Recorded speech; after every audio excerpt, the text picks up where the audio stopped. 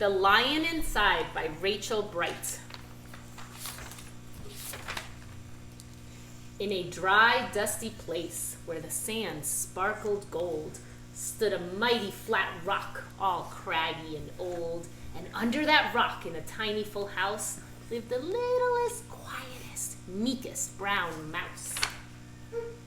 He was so very tiny, so incredibly small, that nobody noticed him, ever, at all. He got stepped on and sat on.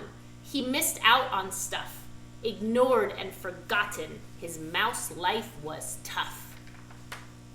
Meanwhile, far above, on top of the rock, times were quite different. It was lion o'clock. This huge, toothy creature made sure everyone saw how important he was by how loud he could be. Roar! He was head of the pack. He was shouty and proud. He loved flexing his biceps and wowing the crowd. Yes, all were impressed by this mighty King Cat. If only, thought Mouse, I could be more like that. Then, late one dark night in his tiny mouse bed, the cleverest thought popped into his head. He leaped up in the darkness and held up a paw. I've got it, he said. What I need is a roar. I mean, what if this mouse with the weeniest squeak were a little more grrr and a little less meek? Well, he'd still be the smallest of fuzzy brown mice, but he'd make friends and join in, and life would be nice. Yes, thought the mouse, I must find out how. I will learn how to roar. I will learn it now. But it wouldn't be easy. There was only one beast who could teach him this thing, but might make him a feast. It was time to be strong, take a chance, after all. Forever was such a long time to feel small. So he made himself brave and he thought like a winner. He set off for the top, hoping not to be dinner. It felt like the scariest thing he could do, but if you want things to change, you have to change you. The farther he climbed, the closer he got to the slumbering lion reclining on top. Then at last he stood on his tippy toes. He found himself suddenly nose to nose. Ahem. Pardon me.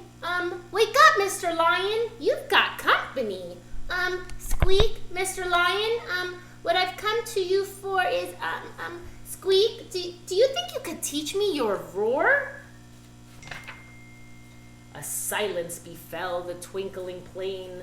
Lion opened his eyes and he pulled out his mane. Time went so slowly it felt like a week.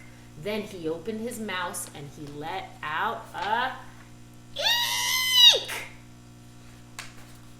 The lion curled up in a terrible ball. He didn't like this, not one bit at all. Don't hurt me, he whimpered. Oh, try to be nice. Well, this mighty great lion, he was frightened of mice.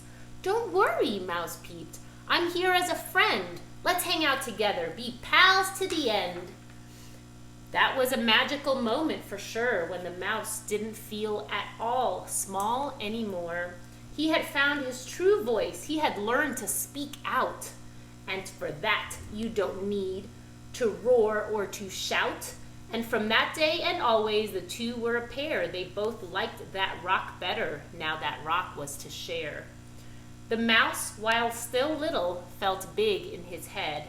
And Lion, he still roared, but with laughter instead. Yes, that day they both learned that no matter your size, we all have a mouse and a lion inside.